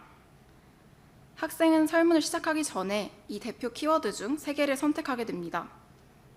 AI 모델은 이 선택을 기반으로 학생이 어떤 직무 군집에 가장 가까운 성향을 보이는지 파악하여 1차 군집을 자동으로 분류하게 됩니다. 다음은 실제로 생성된 군집 대표 키워드 예시입니다. 각 클러스터가 어떤 직무 성향을 나타내는지 키워드 중심으로 해석해보면, 예를 들어 A군집은 통계 데이터 기반 직무, B군집은 국제 언론 커뮤니케이션 계열, C군집은 브랜드 마케팅 성향이 두드러지는 군집으로 나타났습니다. 이처럼 군집별 특성을 명확하게 해석함으로써 학생이 선택하게 되는 초기 키워드와 이후의 설문 문항이 각 군집의 핵심 직무 성향을 정확하게 반영하도록 설계했습니다. 다음은 필요 역량의 2차 분류 단계입니다. 1차 단계에서 학생의 직무 성향을 파악했다면 2차 단계에서는 학생이 그 직무군을 실제로 수행할 수 있는 역량을 어느 정도 갖추고 있는지를 평가합니다. 이를 위해 저희는 각 군집에서 요구되는 능력을 정리해 군집별 필요 역량 질문 세트를 총 10가지 구축했습니다. 예를 들어 1차에서 군집 A로 분류된 학생에게는 군집 A에 필요한 역량만 구성된 전용 질문 세트가 제시됩니다. 군집 B, C, D 역시 동일하게 진행됩니다. 학생이 문항에 응답하면 그 점수를 분석해 어떤 진출 분야와 전공에서 가장 높은 적합성을 보이는지를 계산하게 됩니다. 즉, 이 단계는 1차에서 좁혀놓은 직무 후보들을 학생의 강점과 실제 역량 기준으로 한 번 더 정교하게 필터링하여 가장 잘 맞는 진출 분야와 전공을 최종 추천하는 단계입니다. 예를 들어 A군집으로 분류된 학생에게는 아래와 같은 맞춤형 질문 세트가 제시됩니다. 이 질문들은 임의로 만든 문항이 아니라 A군집을 구성하는 대표 직무와 핵심 역량을 기반으로 생성된 질문입니다. 이를 통해 AI는 학생이 A군집 안에서도 어떤 세부 성향에 더 가까운지 또는 애초에 다른 군집의 성향이 더 강했는지까지 확실하게 드러납니다. 이 과정이 2차 분류의 정밀도를 높여주는 핵심 역할을 합니다. 정리하면 1차는 무엇에 관심이 있는가, 2차는 무엇을 잘할 수 있는가, 이 두 가지 질문을 모두 고려해 학생에게 가장 적합한 진로를 도출하는 방식입니다. 다음은 모델링 결과로 도출되는 추천 예시입니다. 전공을 아직 정하지 못한 자유전공학부 1학년 김준희 학생은 패션, 브랜드, 마케팅 관련 강의를 다양하게 듣고는 있지만 진로 방향이 불명확한 데다 강의명이나 강의 계획서만으로는 전공별 진출 분야를 정확히 파악하기 어려운 상황입니다. 따라서 단순히 전공명만 추천받는 것이 아니라 각 전공군이 어떤 진로 방향성을 갖는지까지 함께 안내받기를 원합니다. 김준희 학생은 수행직무 기반 질문 UI에서 본인의 관심 분야인 브랜드 마케팅 키워드를 선택했습니다. AI는 이 선택을 분석해 브랜드 마케팅과 가장 유사한 직무 군집을 자동으로 판별하고 다음 단계로 넘어갑니다. 브랜드 마케팅 군집에 필요한 역량을 평가하기 위해 슈니는 5점 척도로 구성된 역량 질문에 응답했습니다. 예를 들어 상황과 목적에 맞는 문서를 작성할 수 있는가에서는 낮은 점수를 선택했고 팀 프로젝트에서 갈등을 조율할 수 있는가에서는 높은 자신감을 보였습니다. 이런 응답을 통해 시스템은 슈니가 군집 내에서 어떤 역량은 강하고 어떤 역량은 보완이 필요한지 분석하게 됩니다. 최종적으로 시스템은 슈니에게 가장 적합한 진출 분야와 전공 탑3를 제시했습니다. 그 결과 슈니는 패션 이커머스 MD라는 구체적인 진출 분야와 패션 산업학과라는 전공까지 자연스럽게 연결될 수 있었습니다. 이제는 저희가 실제로 디자인한 화면 예시를 보며 시스템이 어떻게 작동하는지 설명드리겠습니다. 먼저 상단에는 각 스텝의 진행 상황을 표시해 주는데요. 첫 스텝에서는 키워드를 선택하고 오른쪽인 두 번째 스텝에서는 맞춤형 역량 질문이 자동으로 구성됩니다. 그리고 질문을 모두 답하면 결과를 확인하러 넘어갈 수 있습니다. 결과 화면에서는 탑3 진출 분야를 전공과 함께 소개해 주는데요. 이때 결과를 저장하거나 처음부터 다시 진단해 볼 수도 있습니다. 추천된 각 진출 분야를 선택하면 해당 진로가 추천된 이유를 함께 제공해 주기 때문에 결과에 신뢰감을 더해 줍니다. 또한 전공명만 제시하는 데서 그치지 않고 해당 전공을 선택했을 때의 진로 방향과 필요한 교과목까지 함께 안내해 주기 때문에 맞춤형 진로 설계가 가능해집니다. 저희는 이와 같은 시스템을 통해 다음과 같은 효과를 기대합니다. 첫째, 학생은 자신의 관심사와 적성에 맞춰 전공을 선택하고 진로를 설계하는 맞춤형 학습 환경을 갖게 됩니다. 둘째, 학교는 학생들의 행동 데이터를 기반으로 관심사 변화를 빠르게 파악해 교육과정과 강의 설계를 더 정교하게 개선할 수 있습니다. 마지막으로 학생과 학교 모두가 장기적인 방향성을 확보하게 되면서 학교의 경쟁력 역시 한층 강화될 것으로 기대합니다. 마지막으로 향후 추진 계획은 다음과 같습니다. 전공 추천 시 세부 과목과 추천 이유를 함께 제시하도록 고도화하고 진로 로드맵과 졸업생 데이터까지 연계해 자유전공학부 학생들에게 보다 현실적이고 신뢰도 높은 진로 추천이 가능하도록 확장할 예정입니다. 프로젝트를 마무리하며 저희 팀원들 모두 학생 중심의 혁신 과정에 직접 참여할 수 있었다는 점이 가장 뜻깊었습니다. 이상으로 학생 데이터 워킹그룹 3기에서 제작한 AI 기반 진로 설계 및 전공 탐색 지원 시스템의 발표를 마치겠습니다. 감사합니다. 고려대 AI 선배, 국민대 K 스마트 멘토, 부경대 부경 아이가 있다면 서울여자대학교에는 학생 데이터 워킹 그룹이 있습니다. 심도 깊은 연구와 개발을 수행해 주신 학생 데이터 워킹 그룹에 감사드립니다. 본교의 전공 진로 탐색 프로그램과 이 학생들이 개발하는 AI 기반 전공 진로 탐색 프로그램이 잘 결합되면 학생들의 전공 진로 탐색에 보다 많은 도움이 될 것으로 기대가 됩니다. 네, 이번에는 교양대학 교학팀의 바롬 심화 종합설계 프로젝트에 참여한 오윤영 학생의 발표를 듣도록 하겠습니다. 바롬 심화 종합 설계 프로젝트 씨앗 지켜줘의 최종 보고 발표를 맡은 시각 디자인 전공 오윤영입니다. 저희 프로젝트는 아동 청소년을 위한 생태계 보전, 특히 종자 보존 교육 자료 개발을 목표로 진행되었습니다. 오늘 최종 보고에서는 프로젝트 선정 배경부터 문제 분석, 해결안, 작업 과정, 그리고 결과와 향후 계획 등을 설명드리겠습니다. 저희 프로젝트의 핵심 주제는 다음 한 문장으로 요약됩니다. 아동 청소년들이 생태계의 출발점인 식물 종자에 자연스럽게 관심을 가질 수 있도록 하자. 지금의 기후위기 시대에 종자 보존의 중요성은 점점 더 커지고 있습니다. 하지만 정작 미래 세대인 아이들과 청소년들은 종자와 종자 관련 지식을 거의 접해보지 못하고 있고요. 아주 단편적으로만 알고 있거나 아예 어렵게 느끼는 경우가 많습니다. 그래서 저희는 미래 세대가 자연을 이해해야 한다라는 문제의식을 중심으로 프로젝트를 시작했습니다. 주제를 선택하게 된 이유는 크게 세 가지입니다. 첫째는 기후변화와 자연재해로 인해 식물종 다양성이 크게 위협받고 있다는 점이고요. 둘째는 종자 보존의 필요성은 실제로 매우 크지만 일반 대중, 특히 아동 청소년에게는 의미와 필요성이 추상적이고 멀게 느껴진다는 점이고요. 세 번째로 기존 교육 자료가 정서적 접근과 과학적 접근 사이에 단절이 있다는 점도 확인했습니다.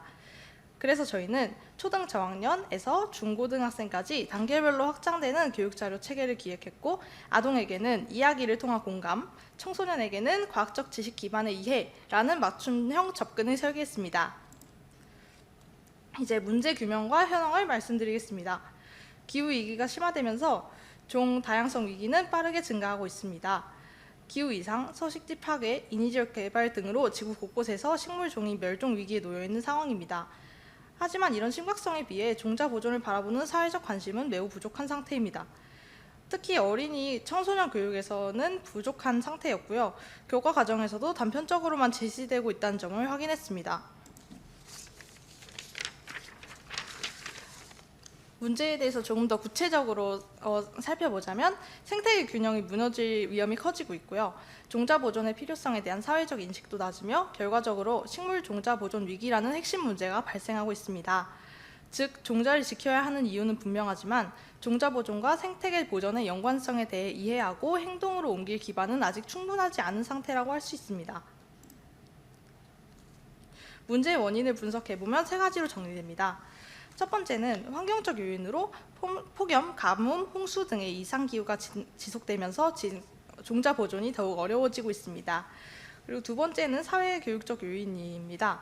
종자 관련 지식은 실제 생활과 분리되어 있고 아이들은 교과서 외에는 접할 기회가 거의 없다고 볼 수 있습니다.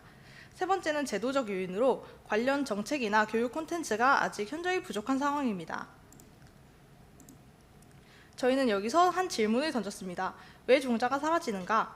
그 배경을 정리해보면 기후위기, 서식지 파괴 같은 환경적 요소, 그리고 관심 부족, 교육 부족 같은 사회적 요소가 모두 함께 작용하고 있음을 확인했습니다. 결국 종자 보존과 우리의 삶이 서로 연결되어 있음에도 이를 생활 속에서 제대로 이해할 기회가 없었던 것이 원인이었습니다. 문제 해결안 도출 단계에서는 여러 아이디어를 검토했는데요. 전시나 체험형 프로그램도 흥미 유발 측면에서 효과적일 수 있지만 지속성이나 실현 가능성에서 한계가 있다고 판단했습니다. 그래서 저희는 교육자료 개발이라는 방식으로 해결안에 집중했습니다. 아동과 청소년의 발달 수준을 맞춰 감성적 접근과 과학적 접근을 단계적으로 적용할 수 있는 교육자료가 가장 현실적이고 파급력이 크다고 보았기 때문입니다.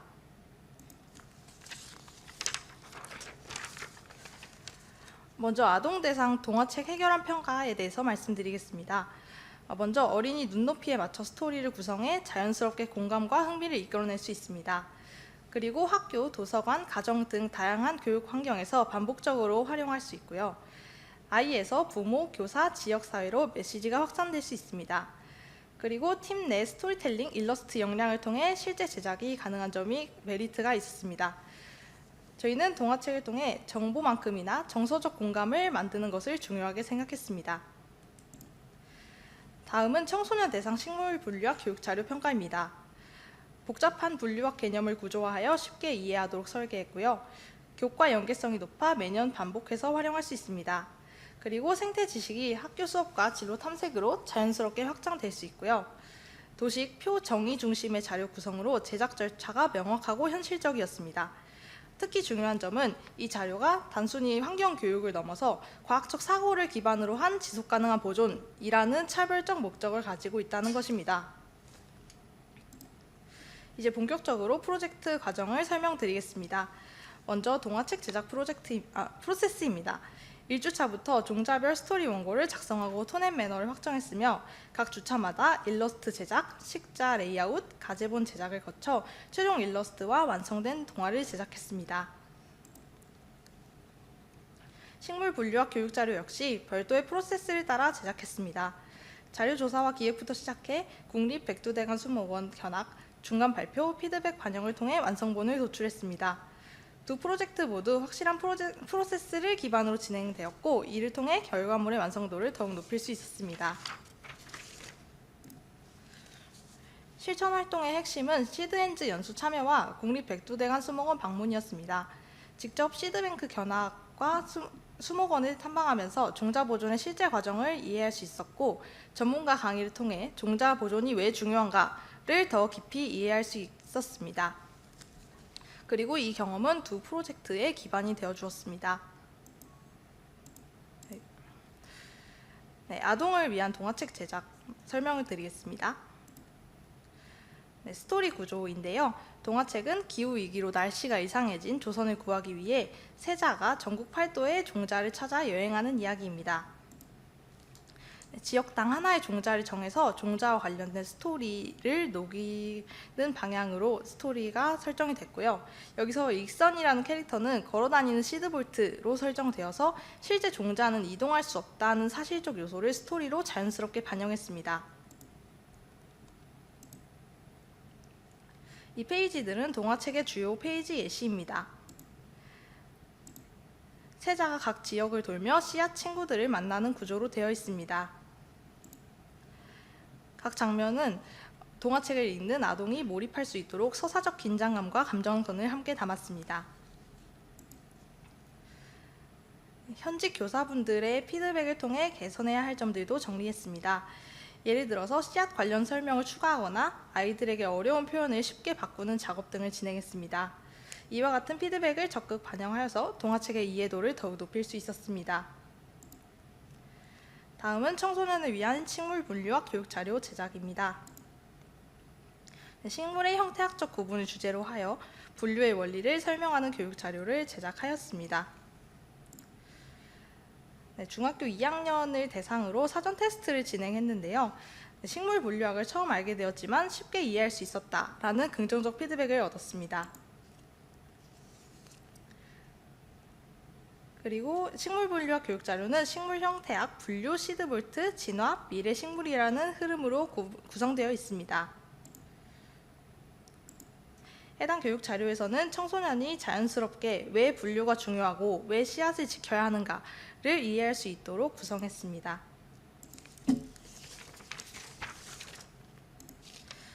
마지막으로 추후 계획입니다. 개발한 동화 콘텐츠들은 국립백두대간수목원과 학교 지속가능 발전 교육지원센터와 논의하여 학교에 확산될 수 있는 가장 적절한 방법으로 보급하기 위해 논의 중에 있으며 이 과정에서 테크빌 교육이 콘텐츠 보급에 협조하기로 진행이 되었습니다. 그리고 식물 분류학 교육 자료는 또래 멘토링 활동으로 확장해 인근 중학교와 협력을 요청할 예정입니다. 이 프로젝트는 단순한 결과물 제작을 넘어서 실제 교육 현장에서 활용되는 지속 가능한 콘텐츠로 확장될 예정입니다. 저희는 이번 프로젝트를 통해 기후위기와 종자보존이라는 주제가 생각보다 훨씬 우리의 삶 가까이에 놓여 있다는 것을 깨달았고요. 미래 세대를 위한 생태교육은 감성적 접근과 과학적 접근이 함께 가야 한다라는 기준을 세우게 되었습니다. 프로젝트를 진행하며 얻은 작은 씨앗 하나를 지키는 일이 거대한 자연을 지키는 일로 이어질 수 있다라는 믿음을 기반으로 앞으로도 지속 가능한 콘텐츠 개발을 이어가겠습니다. 이상으로 씨앗 지켜줘 팀의 발표를 마치겠습니다. 경청해 주셔서 감사합니다. 네, 기후변화 시대에 발표자의 미래 세대가 자연을 이해해야 한다라는 멘트가 우리에게 깊은 시사점을 주는 것 같습니다. 발표해 주신 오윤현 학생님께 감사드립니다. 다음으로는 창업교육센터에서 진행한 SWU 창업 아이디어 경진대회 소셜 임팩트상 수상팀입니다. 해피데이지 팀의 신혜연 학생이 발표해 주시겠습니다. 박수로 맞아주시기 바랍니다.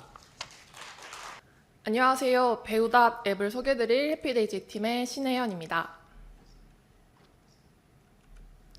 앞에 보이는 문장 익숙하게 느껴지셨나요? 그런데 이 문장은 어떠신가요? 시각장애인에게 점자는 세상과 연결되는 유일한 문자입니다. 하지만 국내 시각장애인 약 25만 명 중 점자를 읽고 쓸 수 있는 사람은 고작 10%에 불과합니다. 점자는 삶을 바꾸는 언어인데 왜 이렇게 배울 수 있는 사람이 적을까요? 그래서 저희는 실제 시각장애인 분들과 점자 교육복지사들을 직접 찾아뵙고 여쭤보았습니다. 어떻게 점자를 배우는지, 무엇이 가장 어렵고 왜 중도에 포기하게 되는지 집요하게 파고들고 질문한 그 결과 점자 학습을 가로막는 3가지 큰 장애물을 발견했습니다. 첫째로 점자는 진입장벽이 높은 언어입니다. 양각 문자인 점자는 손가락 감각에 의존하는 문자로 초보자의 학습 진입 자체가 어렵습니다. 둘째로 주도적인 학습이 불가하다는 점입니다. 혼자 공부할 때는 내가 정확히 읽고 있는지 확인할 수가 없습니다. 셋째로 비용의 부담입니다. 촉각 기반 학습기기인 한 손에는 무려 400만 원이 훌쩍 넘습니다. 기술은 발전했어도 진입장벽은 너무 높습니다. 결국에 이러한 한계가 학습 지속률 저하와 중도 포기로 이어지고 있습니다. 그렇다면 기존에 이런 문제를 해결해줄 서비스가 없었을까요? 현재 존재하는 시각장애인 보조 앱인 설리번 플러스나 싱잉 AI는 주로 정보를 읽어주는 기능을 제공하며 점자 학습과는 관련이 없습니다. 또한 앱스토어의 유일한 점자 학습 앱 탭틸로는 별도의 보조기기 없이는 사용할 수 없습니다. 즉, 혼자서 휴대폰만으로 언제든 학습할 수 있는 솔루션은 아직 존재하지 않았습니다. 그래서 저희는 모바일 기반 점자 학습 앱 배우닷을 개발하였습니다. 배우닷은 시각장애인이 혼자서 언제 어디서나 점자를 학습할 수 있도록 하는 서비스입니다. 점자 퀴즈, 오답 노트, 점자 번역 기능을 포함해 단계별 학습이 가능하도록 설계하였습니다. 특히 점자 퀴즈는 일상 단어를 기반으로 구성하여 실질적으로 도움이 되고자 하였습니다. 그런데 시각장애인이 이 앱을 어떻게 사용할까요? 그 핵심은 애플의 접근성 기술인 보이스 오버에 있습니다. 이 기능을 사용하면 시각에 의존하지 않고도 탭과 스와이프 제스처와 같은 간단한 동작만으로 모든 화면을 탐색하고 기능을 사용할 수 있습니다. 시간 관계상 앱 시연 영상은 생략하였지만 방금 보신 이 화면처럼 보이스오버가 각 학습 요소를 순차적으로 읽어주고 사용자가 들리는 안내를 따라 문제에 맞는 정답을 선택하며 학습을 진행하는 모습이었습니다. 이처럼 배우닷을 통해 보조 선생님 없이도 혼자서 학습이 가능합니다. 그리하여 학습자에게 실질적인 비용 절감 효과를 제공하는데요. 기존의 교통비, 교구비, 인력비 등으로 발생하던 비용을 연간 100만 원 이상 줄일 수 있습니다. 또한 점자 해독까지 평균 1년 반 이상 걸리던 학습 기간을 상시학습 환경을 통해서 1년 이상 단축할 수 있습니다. 하지만 저희 배우닷의 진짜 가치는 단순한 비용 절감이 아닙니다. 배우닷은 학습자가 포기하지 않고 점자 문해력이라는 새로운 자립의 무게를 갖게 하는 데 있습니다. 저희의 비즈니스 모델은 두 가지 축으로 구성됩니다. 먼저 B2C 구독 모델에서는 배우닷을 구독제로 운영하여 유료 사용자에게 학습 통계와 같은 프리미엄 콘텐츠를 제공합니다. 둘째로 B2B 라이선스 모델은 복지기관을 대상으로 맞춤형 문제를 생성하고 진도 및 오답 통계를 관리할 수 있도록 하여 수익을 창출할 계획입니다.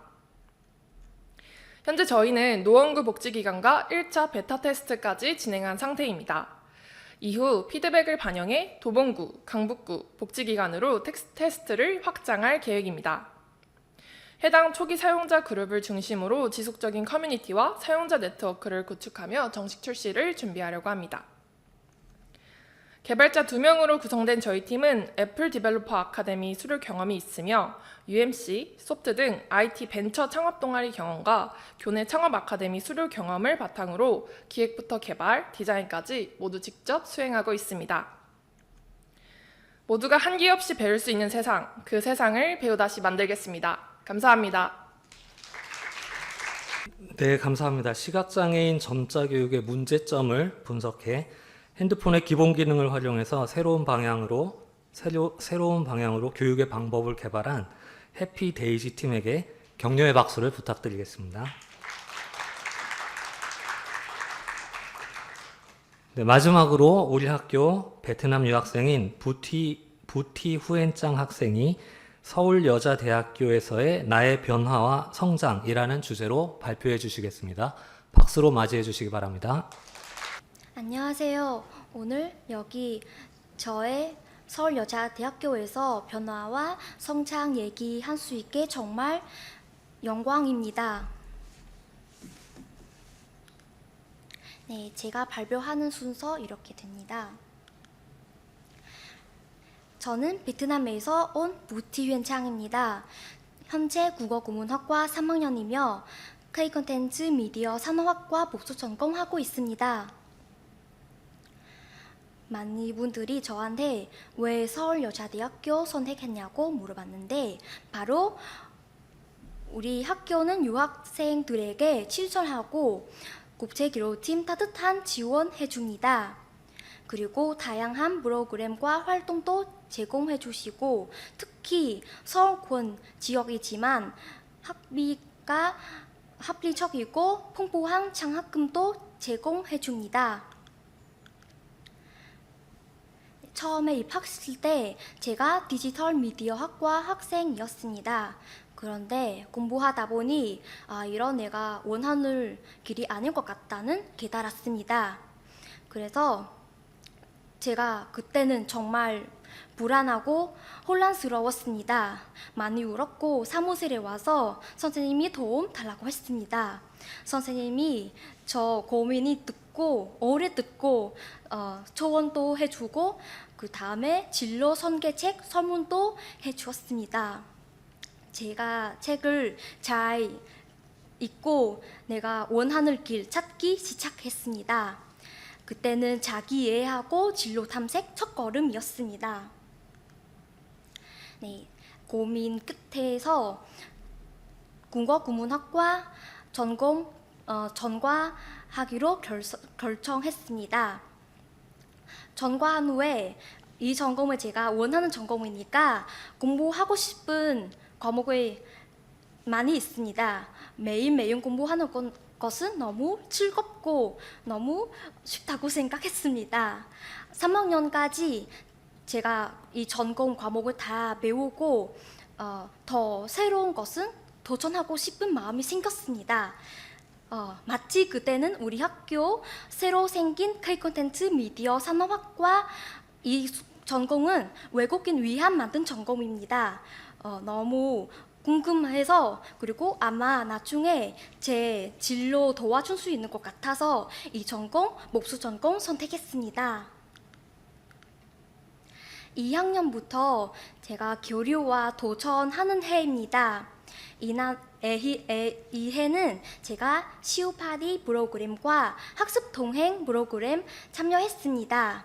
이 프로그램을 통해서 제가 한국 친구와 교류하고 언어 도름 극복했습니다. 그 다음에는 국제 교류팀의 인턴 경험도 생겼습니다. 기회가 와서 제가 바로 잡고 여기서 인턴으로 시작했습니다. 이 인턴 하는 기회는 진짜 큰 전환점입니다. 거기에 제가 외국인 학생한테 도와주는 일입니다. 특히 베트남 학생이 아마 한국 학생이 쉬운 일인 것 같은데 외국인한테 모호하는 일입니다. 어떻게 전공 신청하는지, 과목 어떻게 공부하는지, 아니면 알바 신청할 때 어떤 서류 필요하는지 잘 모르는 학생이 많습니다. 그래서 그 학생이 저와서 도움 달라고 해서 제가 그 정보 찾아서 아니면 선생님 물어보고 통번역 해주었습니다. 그 학생이 안전한 느낌을 보고 제가 옛날 제 모습이 기억났습니다. 옛날 저도 그 학생처럼 너무 무섭고 너무 혼란스러워 사무실에 와서 도움이 달라고 했습니다. 그 학생이 도와주고 제가 보람은 느꼈습니다. 3학년에 제에게 제일 바쁘고 제일 큰 성장의 해입니다. 처음에는 지구 마을 축제 1학기에 지구 마을 축제 하고 2학기에 누리는 날 축제 총괄 리더 역할 맡았습니다. 이 축제에 제가 베트남 부스 문화 부스 계획부터 장식, 간식 제공 그리고 베트남 아오차의 옷 체험 전공 놀이도 많이 준비했습니다. 우리나라 문화, 다른 문화 학생이 소개해 줄 수 있게 너무 자랑스럽게 그 학생이 즐기는 모습을 보고 너무 행복했습니다. 그 다음에는 여름에는 사무실 선생님이 추천받고 서울 글로벌 센터 미니 인턴 해봤습니다. 짧은 시간이지만 제가 마케팅, 홍보과 전략도 배우고 실무 경험도 있었습니다. 미니 인턴 통해서 제가 지금 새로운 것은 무섭지 않고 오히려 더 도전하고 싶은 마음이 있고 더 자신감이 생겼습니다. 또한 외국인 학생 리더 교류 경험도 있었습니다. 우리 학교에 대표하고 여러 대학교 학생 대표들과 네트워킹 해봤습니다. 그 학생이 너무 뛰어난 학생이고 제가 그 학생의 활동 어떻게 공부하는지 방법을 다 보고 제 시야 확장하고 동기부여도 많이 받았습니다. 그때는 제 생각은 나도 더 성장할 수 있다, 나도 더 멀리 갈 수 있다는 확신되었습니다. 여기는 제가 하는 활동 사진입니다. 거기에 대학 대표자팀 활동하고 거기에 제가 너무 자랑스럽게 팀장 역할 맡기고 발표해봤습니다. 그 다음에는 강원도 지역조사 프로젝트도 참가해봤습니다. 이 프로젝트는 지역 기업 문제 분석하고 해결 방안 제시했습니다. MBC 방송 정도로 너무 큰 의미하고 저에게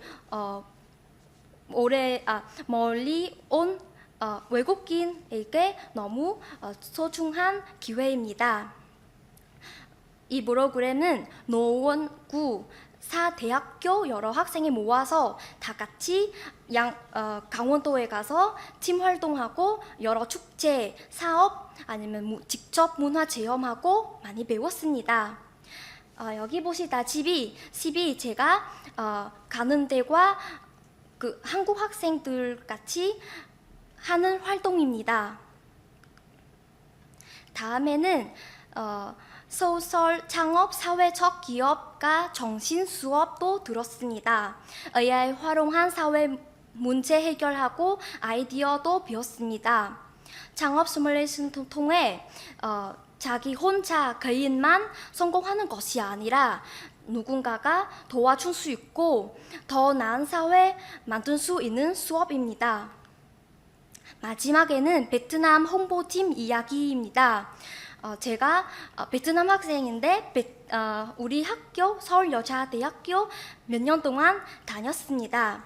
매일매일 친구랑 교수님이 관심하고 사랑이 많이 받아서 저도 우리 학교 너무 사랑합니다. 그래서 제 사랑으로 우리 학교 이름도 베트남 학생 더 멀리 더 알려주고 싶은 마음 갖고 있습니다. 그래서 제가 우리 학교 베트남 잘하는 학생을 모아서 SNS 콘텐츠 제작했습니다.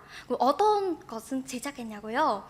제가 우리 학교에 어떤 활동, 어떤 축제, 어떤 재미있는 프로그램 있으면 저희가 거기에 가서 사진 찍고 동영상을 찍고 편집하고 SNS 올렸습니다.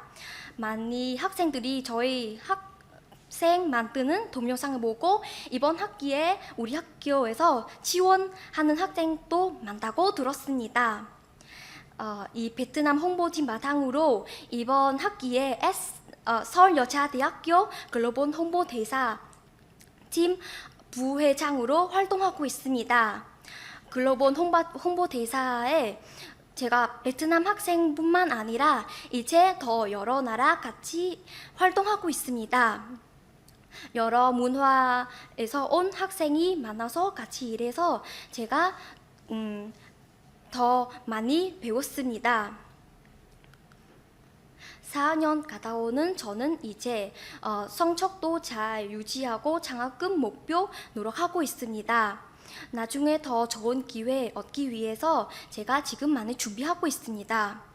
외국인 유학 그리고 외국인 학생들에게 많이 도와주고 많이 동기 주는 사람이 되고 싶습니다. 다음에 한국에서 제 생활을 제가 여러 활동하고 여러 사람이 만나고 많이 도와받았습니다. 그래서 제가 매일매일 받는 것은 다른 색감의 순간입니다. 그리고 서울여자대학교에서 제일 감사하는 것은 국제교류팀입니다. 학생이 어려움이 있으면 바로 거기에 가서 선생님 조언 받고 그리고 항상 안전감이 받습니다. 유학 생활이 인정하는 것은 진짜 어렵지만 근데 우리가 좋은 태도를 갖고 좋은 사람을 만나면 기회가 만들 수 있습니다. 어려움이 있으면 교수님한테 도와주는 것은 도와달라고 하고 그리고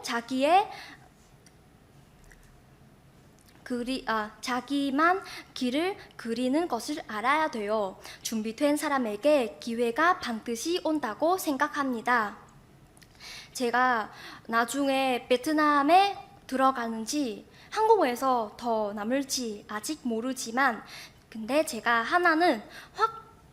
제가 잘 알아는 것은 확인하는 것은 하나만